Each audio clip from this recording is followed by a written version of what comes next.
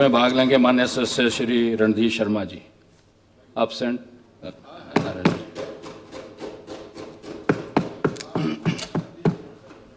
दिखाई नहीं दे रहे थे।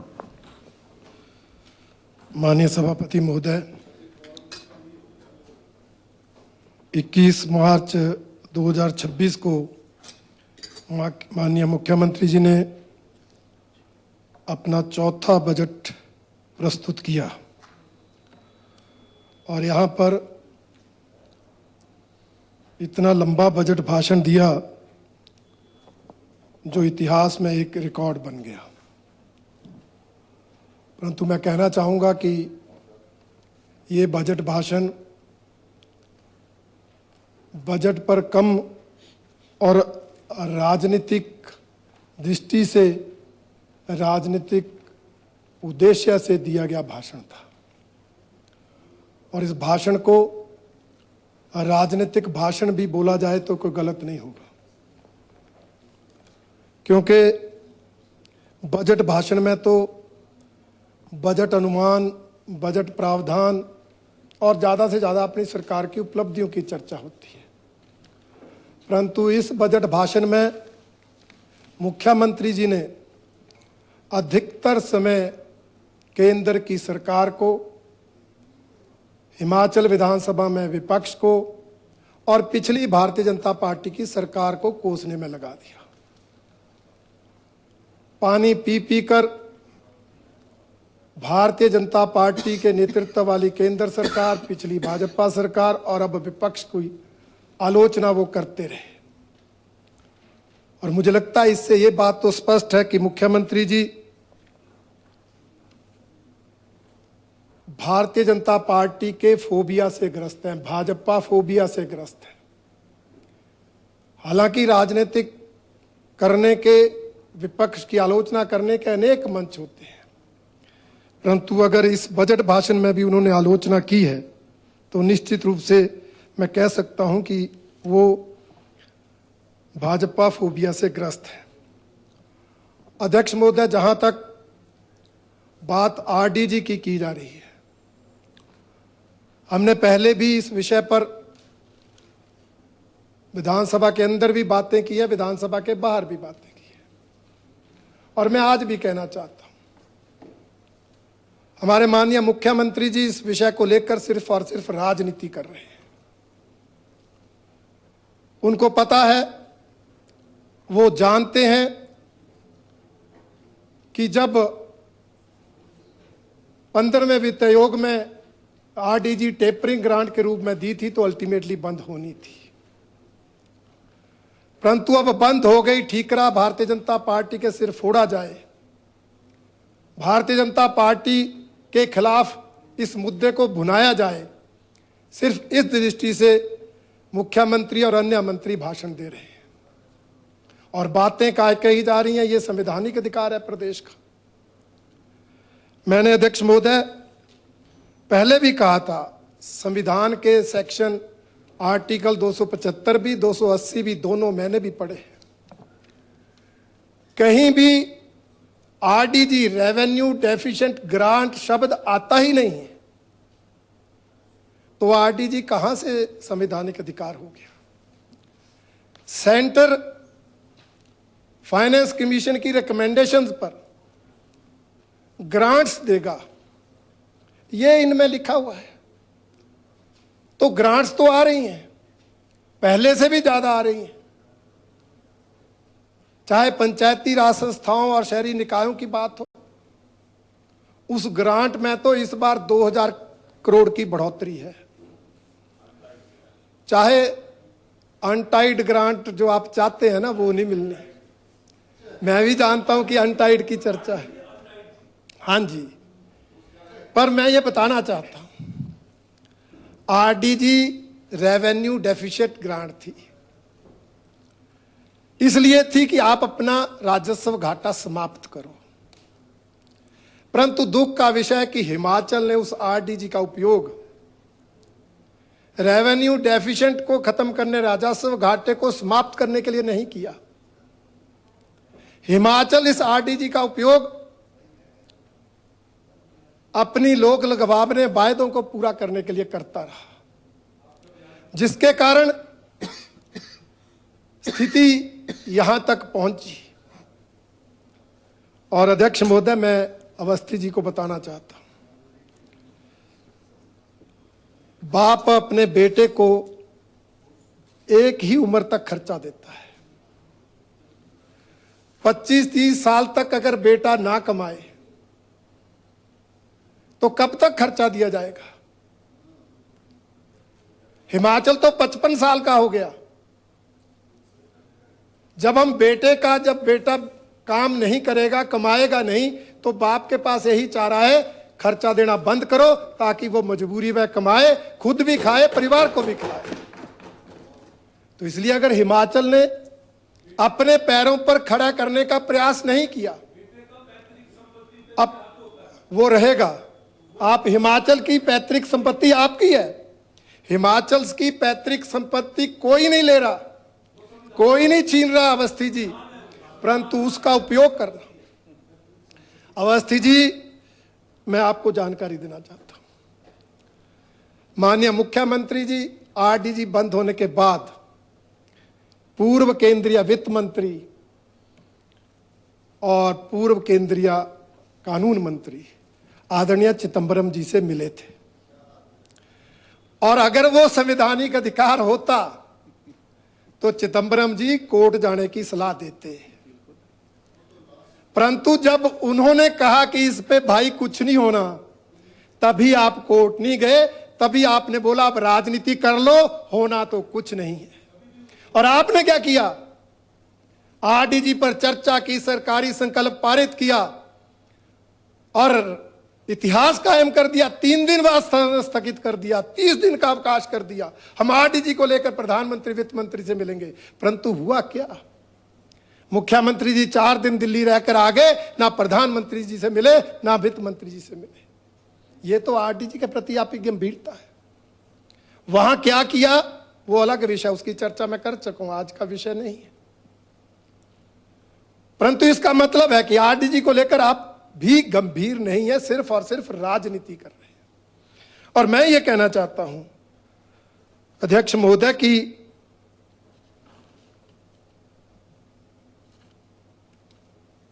ये बजट मौका था।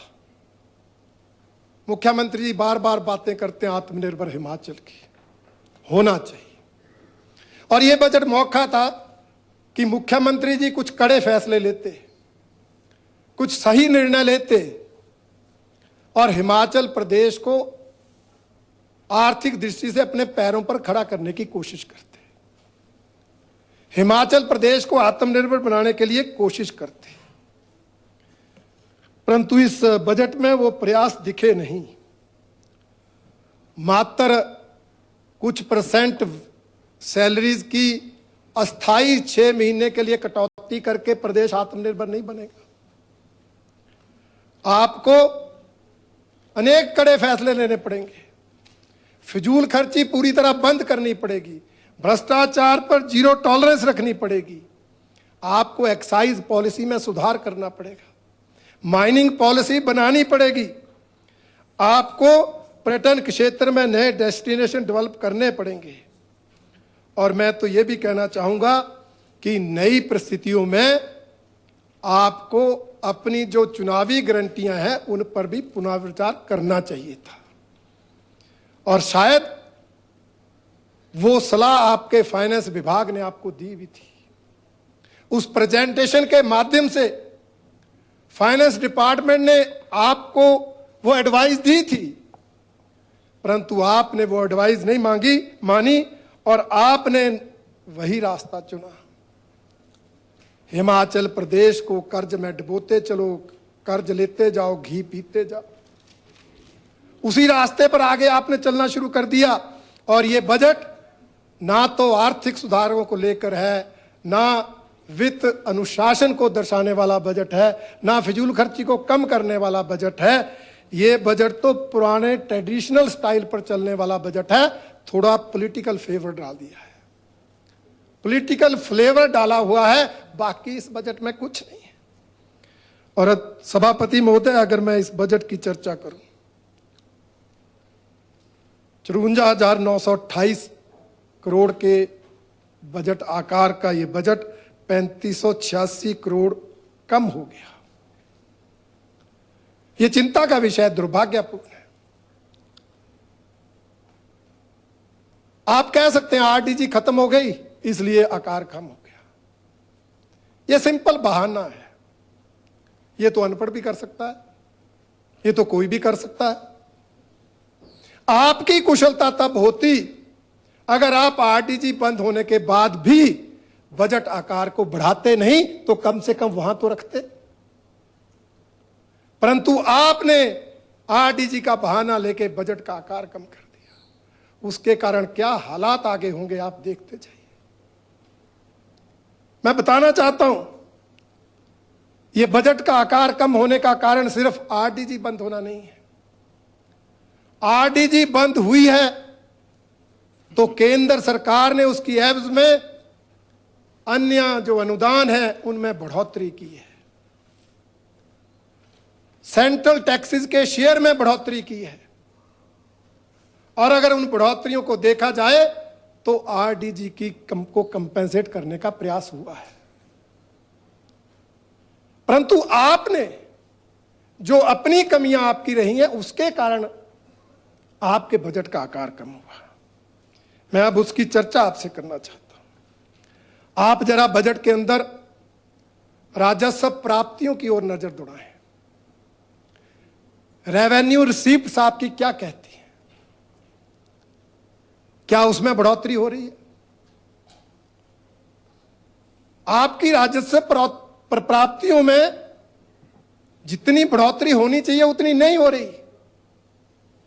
जितने टैक्स आप लगा रहे हैं, जितने कर आपने लगा दिए हैं, उस हिसाब से तो राजस्व प्राप्तियां बढ़नी चाहिए थी, कई गुना बढ़नी चाहिए थी। आपकी हालत तो यह है कि इस बार आपने अनुमान लगाया है कि 26/27 में राजस्व प्राप्तियां कम हो जाएंगी। 25-26 में 44,537 करोड़ और अनुमान है 2026-27 में 40,361 करोड़ रह जाएंगी। और इससे पहले भी अगर पिछले आंकड़े में गिनाऊं, आपकी बढ़ोतरी एक साल थोड़ी ठीक हुई है। 2023-2024 में 40,446 करोड़ थी, 2024-25 में 43,704 करोड़ हुई। परंतु पिछले साल 43,704 करोड़ से बढ़कर 44,537 पर गई। और इसमें राजस्व प्राप्तियों के अगर डिटेल में जाएंगे तो आप देखेंगे कि जो स्टेट टैक्स कलेक्शन है उसमें बढ़ोतरी नहीं हो रही, उसमें कमी हो रही है। अब स्टेट टैक्स कलेक्शन में क्यों कमी हो रही है उस पर आप विचार करें। 2024-25 में 26.78% और 2025-26 में 28.27% और इस बार 28.55%। ये क्यों बढ़ोतरी नहीं हो रही? इसके पीछे कारण क्या है? इसके पीछे कारण वही है जो हम कल चर्चा कर रहे थे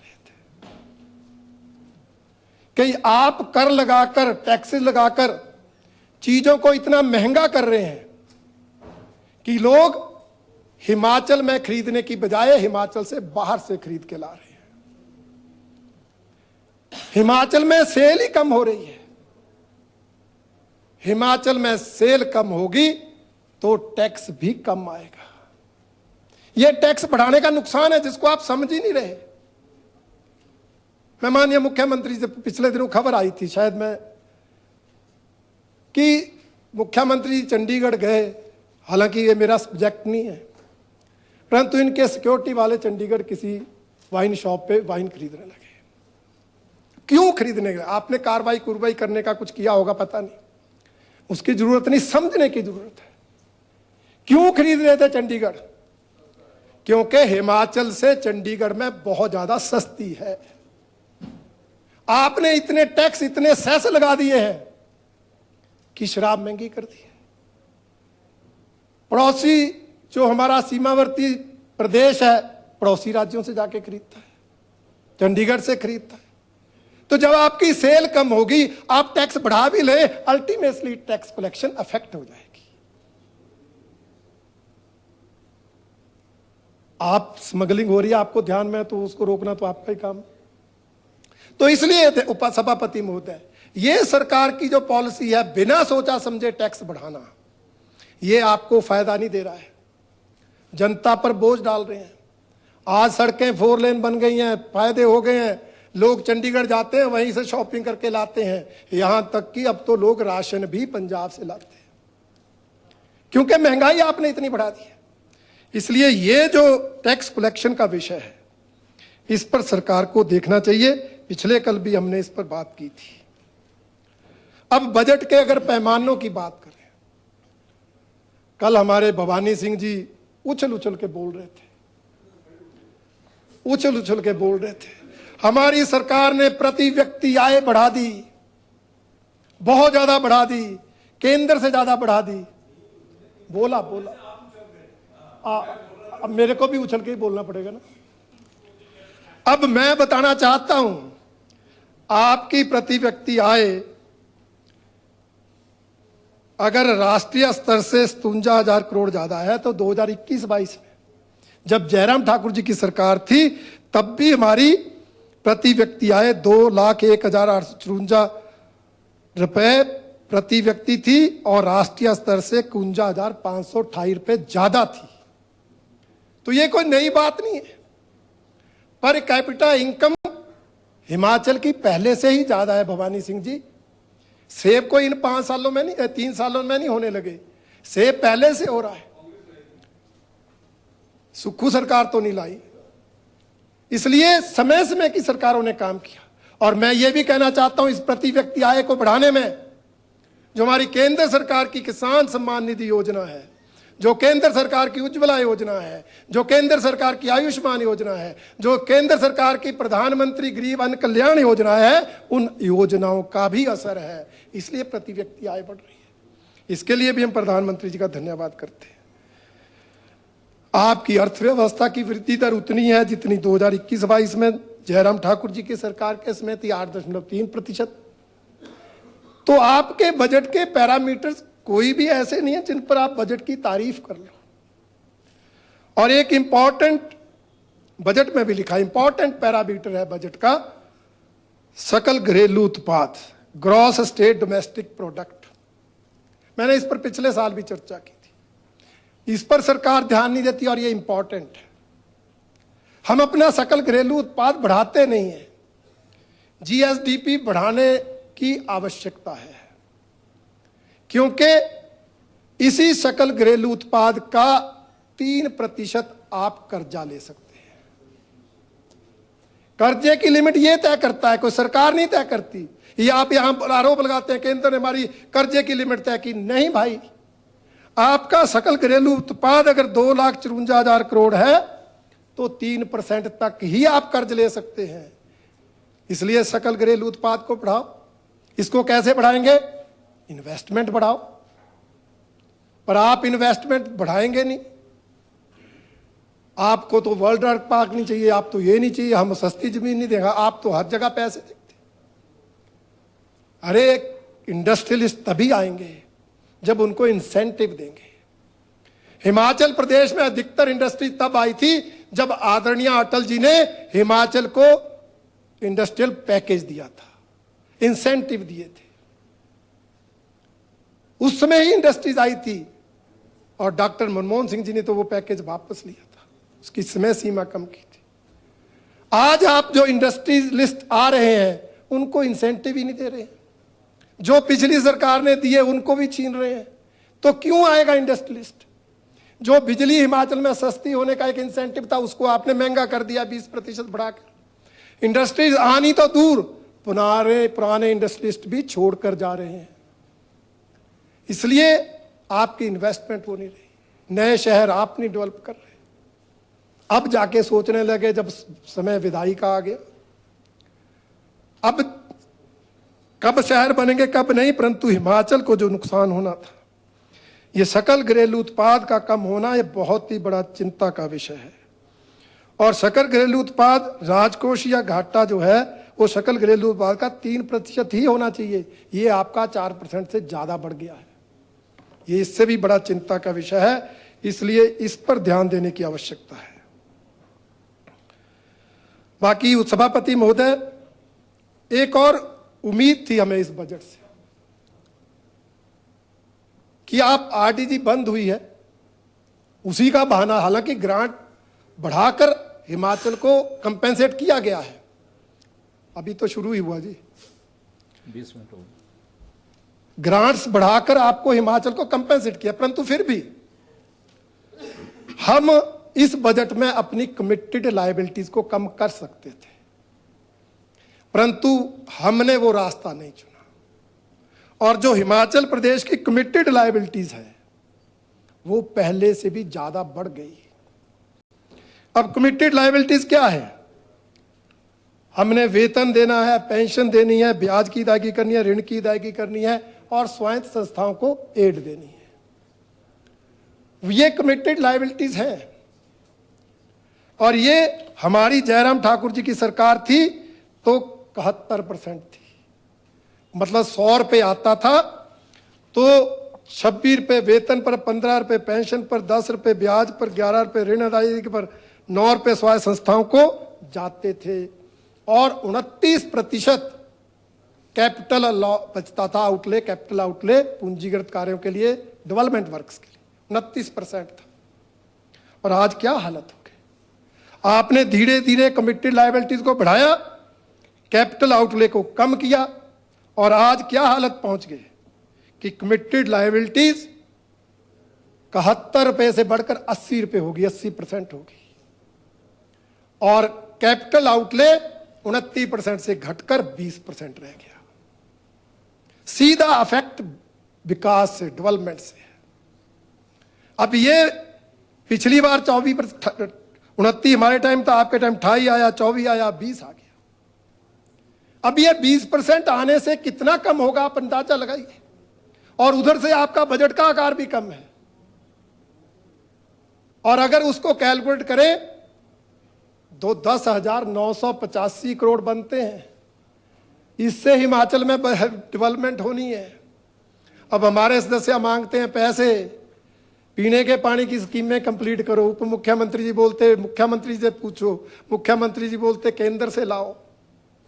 3-3 लाख भी स्कीमों को पूरा करने के लिए प्रदेश के पास पैसा नहीं है। क्यों? आपने रखा ही नहीं है बजट में। ये जो आपने नुकसान प्रदेश का किया है, इसके दूरगामी नतीजे होंगे और हिमाचल को इसका बहुत बड़ा नुकसान।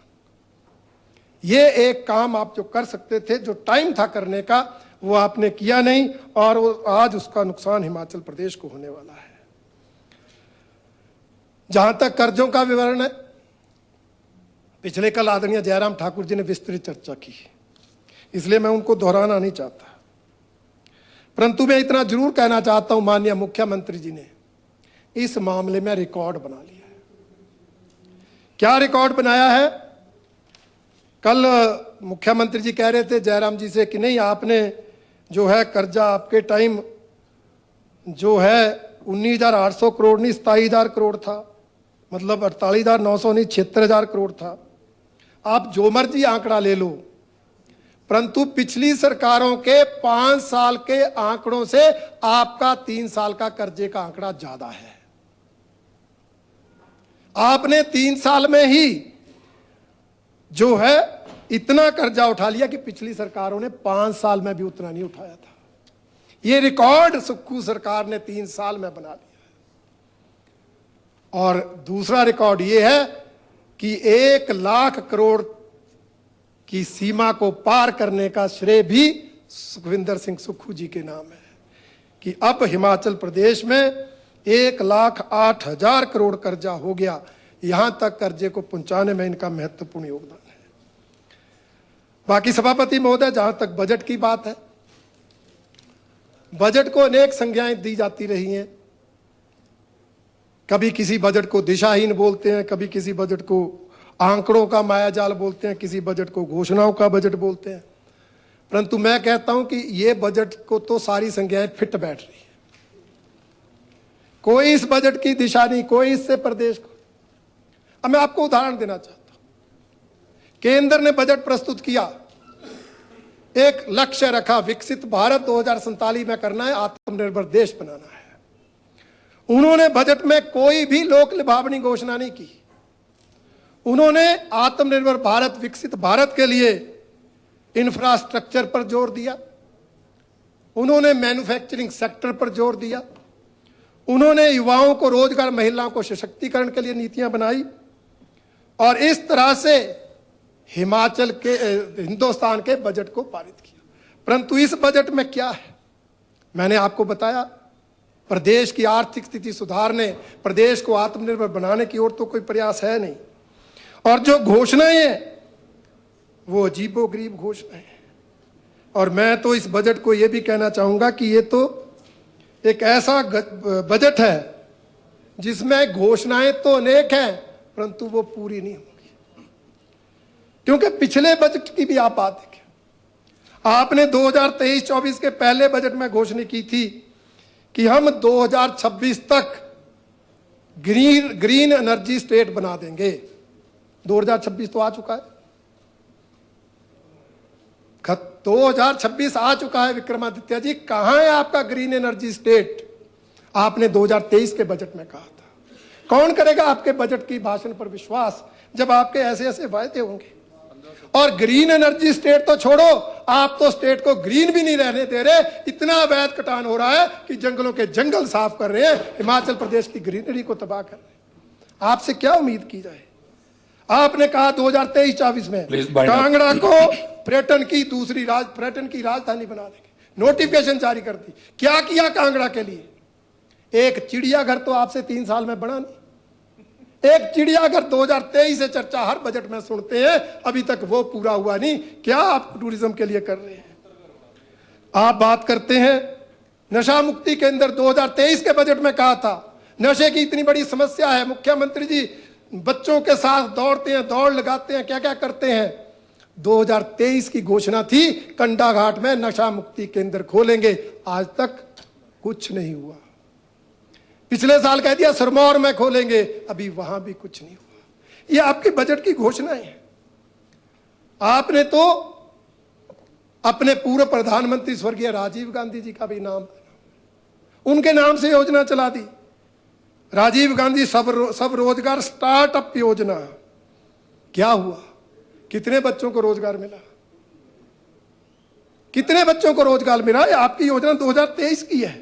इस बार आपने नई योजना शुरू कर दी, राजीव गांधी स्टार्टअप सब रोजगार सौर योजना। यार क्या अंतर है? आप क्या मजाक, किसका मजाक बना रहे हो? 2023 में कहते हैं राजीव गांधी सब रोजगार स्टार्टअप योजना, अब कह रहे हैं राजीव गांधी स्टार्टअप सब रोजगार सौर योजना। ये क्या है? युवाओं के साथ तो मजाक है भवानी जी, ये तो माननीय राजीव गांधी जी का मजाक बना के रख दिया। उनकी भी आत्मा स्वर्ग से क्या कहती होगी कि क्या कर रहे हैं मेरे चेले, मेरे नाम का क्या उपयोग कर रहे हैं। और सच्चाई है कि ना उसमें कुछ हुआ ना इसमें कुछ होगा, क्योंकि बजट ही नहीं है। आपने अनेक योजनाएं और चला दी, राजीव गांधी प्राकृतिक योजना। थोड़ा सा टाइम है, कल सर 35 मिनट बोले लोग, तो बाकी लोग भी बोलेंगे, अभी बहुत लंबी लिस्ट है, बाकियों का टाइम कट होगा। बाकी सर जो आपने कर्मचारियों के बारे में जो भी बजट में घोषणा होती कभी समय पर, चाहे एरियर की बात हो चाहे कोई बात हो, और मैं तो ये कहना चाहूंगा ये सरकार बाकी वर्गों के तो विरोध में है ही, कर्मचारियों की विशेष रूप से विरोधी है, जिनको हर बार आश्वासन देकर उनकी इच्छाओं पर पानी फेरने का काम आप करते हैं। बाकी मैं ये कहना चाहूंगा ये बजट गुमराह करने वाला बजट है, और गुमराह आप किनको करते हैं? जो आम आदमी है।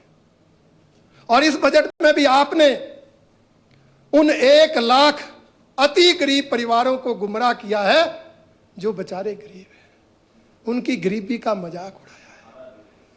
सहारा क्या दे रहे हैं मैं बता रहा हूं। आपने बोला हम आपके परिवार को सुखी परिवार बनाएंगे, उसके लिए क्या करेंगे? 300 यूनिट बिजली मुफ्त देंगे। कौन सा गरीब परिवार है जो 300 यूनिट खर्च करता है? बताओ मुझे। 300 यूनिट खर्च करने वाला गरीब हो सकता है क्या? तो आप क्यों मजाक बना रहे हो? वो तो 100 यूनिट तक भी नहीं पहुंचता, और 100 यूनिट तो जयराम जी दे रहे थे फ्री। 125 दे रहे थे। आपने उनसे मजाक किया कि आपकी गरीबी का मजाक उड़ा दिया। वो तो 100 यूनिट तक खर्च ही नहीं करते, आप 300 यूनिट, तो क्या बोल रहे हैं। आपने क्या कहा, इंदिरा गांधी प्यारी बहना सुख सम्मान योजना देंगे 1500 रुपए परिवार की बहन को। मैं पूछना चाहता हूं अवस्थित, इधर इधर इधर प्लीज मैं पूछना चाहता हूं कि इन अति गरीब परिवारों की महिलाओं को, जिनको पहले से सामाजिक सुरक्षा पेंशन 1500 रुपए मिल रही है, क्या वही देंगे या और सुख, ये जो योजना उसमें और देंगे? स्पष्ट करें। और देंगे स्वागत है योजना का, अगर नहीं देंगे तो आप उनका मजाक बना रहे हैं, उनको गुमराह कर रहे हैं।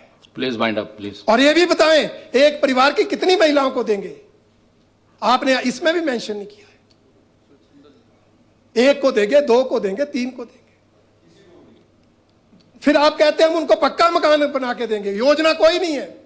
अरे पक्के मकान तो प्रधानमंत्री आवास योजना में आधे बन गए हैं, आधों का जो है ऑनलाइन अप्लाई हो चुका है, उनके बन जाएंगे। आप अपने आप ही श्रेय ले रहे हैं। करना कुछ नहीं है, और 1 लाख परिवारों को चिन्हित करके हमने आपके लिए कर दिया। ये बल्ले बल्ले लेने का ये काम आप कर रहे हैं। इसलिए मैं कह रहा हूं आपका ये बजट गुमराह करने वाला बजट है। और प्रदेश के गरीब, आप भेड़ पालकों के 100 रुपए उन समर्थन, 100 रुपए आता रेट कब है, ज्यादा ही रहता है उनका। मछली का 100 रुपए समर्थन मूल्य, मछली 150-200 से कम बिकती कब है? आपने सिर्फ समर्थन मूल्य ही घोषित करने देना तो है नहीं, क्योंकि वहां तक रेट ही नहीं आना। आप अदरक कह रहे 30 रुपए, कब आता है 30 रुपए अदरक? आप किसको गुमराह कर रहे हैं? हाँ 200 आती है मछली, मैं तो कह ही रहा हूं। समर्थन मूल्य का तो तब फायदा है अगर मछली का रेट 100 से कम आ जाए, सरकार 100 रुपए लेगी, तो 100 से कम तो आता ही नहीं है। इसलिए हैं जी, प्लीज वाइंड अप प्लीज। बाकी अध्यक्ष महोदय, सभापति महोदय, 2-3 मिनट लगेंगे। एक तो मैं ये कहना चाहूंगा कि ये सरकार केंद्र की योजनाओं के सहारे चली है। कल माननीय विक्रमादित्य सिंह जी भाषण दे रहे थे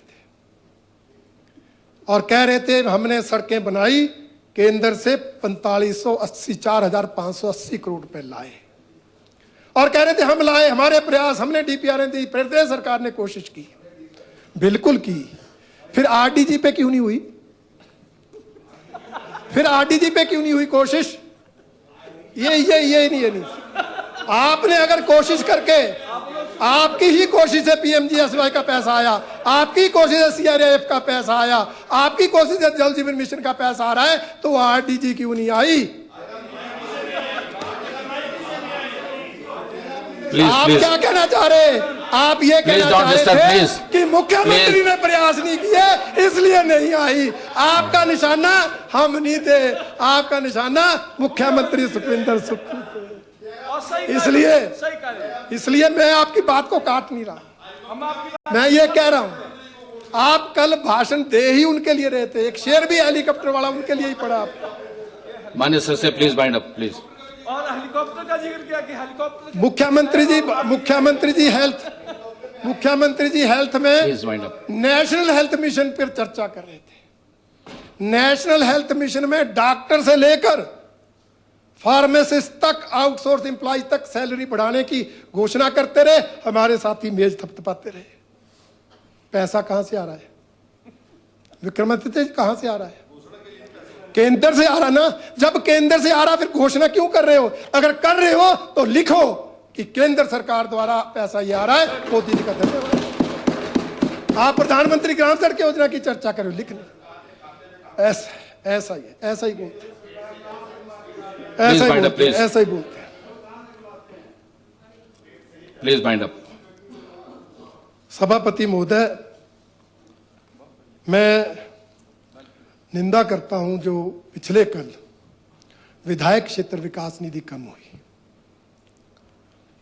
इस निधि के कम होने का नुकसान हमें नहीं है।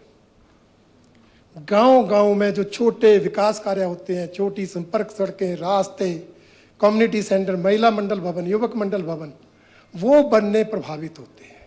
निंदा की बजाय रिक्वेस्ट कर लो ना कि बढ़ा उसको रिस्टोर कर दिया। इसलिए मैं कहना चाहता हूं, सभापति महोदय, मैं आपसे भी एक कदम आगे बढ़ के कह रहा हूं, आपने वेतन कटौती की, हम कुछ नहीं बोलते, आपने और करनी और कर लो, पर ये विधायक क्षेत्र विकास निधि बंद मत करो, ये कम मत करो, ये कम से कम उतनी रखो, समय पर जारी करो, और जो इस साल की एक किस्त नहीं दी है उसको 31 मार्च से पहले दीजिए।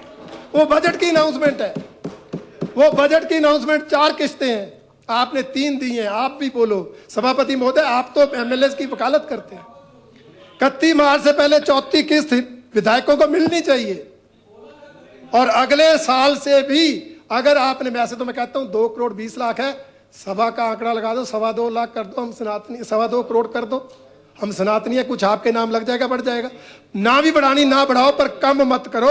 ये मेरा सभापति महोदय आपके माध्यम से, ये रास्ते बनने, हाँ थैंक यू, ये रास्ते बनने कितने जरूरी है। मैं आपको अपनी विधानसभा क्षेत्र का, आपकी जो योजनाएं हैं कुछ ठीक भी है, हमारे कामधेनु संस्था है, गांव गांव से घर घर से दूध खरीदती है, उनकी गाड़ी तब गांव गांव पहुंचती है जब वहां के लिए विधायक निधि से, सांसद निधि से सड़कें बनी हैं।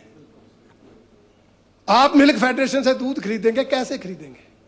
कोई दूध देने वाला 5 किलोमीटर पैदल नहीं आएगा, उनके गांव को, उनकी पालंगरी को जीपेबल ही रोड बना होगा तो दूध आएगा। आप रोबोटिक सर्जरी ला रहे हो, और रोबोटिक सर्जरी तो छोड़ो, पेशेंट हॉस्पिटल भी तब पहुंचेगा अगर उसके घर नहीं तो गांव तक सड़क जाती होगी, नहीं तो पालकी पे उठाने वाले भी आजकल मिलते नहीं है।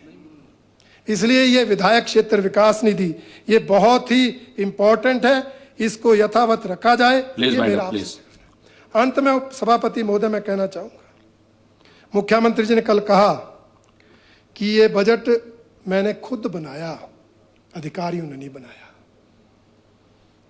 और जो ये खाली पुलाव वाला बजट है, और जिस तरह का ये बजट है, मैं कह रहा हूं ठीक है मुख्यमंत्री ने बनाया होगा, अगर अधिकारी बनाते तो कुछ तो यथार्थ रखते, कुछ तो यथार्थ स्थिति रखते। फिर कहते मैं रात को सोचता था, सवेरे अधिकारियों को निर्देश देता था। रात को तो भाभी जी सोचने का टाइम नहीं होता, रात को कौन सोचता है? रात को तो सपने देखे जाते हैं। इसलिए ये बजट यथार्थ वाला बजट नहीं है, ये सपनों का बजट है, मुंगेरी लाल के हसीन सपनों का, और ऐसे सपने हैं जो कभी साकार नहीं होंगे, क्योंकि उसके लिए पैसा ही नहीं। इसलिए सभापति महोदय, ये जो बजट है ये दिशाहीन भी है, ये कोरी घोषणाओं वाला बजट भी है, आंकड़ों का मायाजाल भी है, जनता को गुमराह करने वाला भी है, और माननीय मुख्यमंत्री जी के मुंगेरी लाल के हसीन सपनों का बजट है, यथार्थ में कुछ नहीं है, इसलिए मैं इसका समर्थन नहीं कर सकता।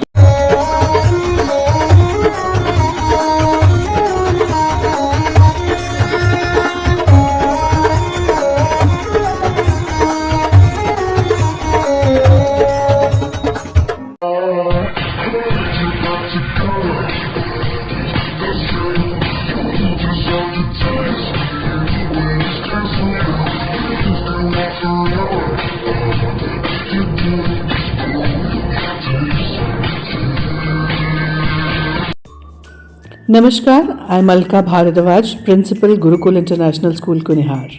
At Gurukul, we offer NEP-oriented modern education for the holistic development of your child. Admissions open now. Give your child the better foundation they deserve. Looking for a school that shapes not just students but future leaders? Welcome to Kasoli International Public School, a world-class residential institution where learning goes beyond classrooms. With a strong academic foundation,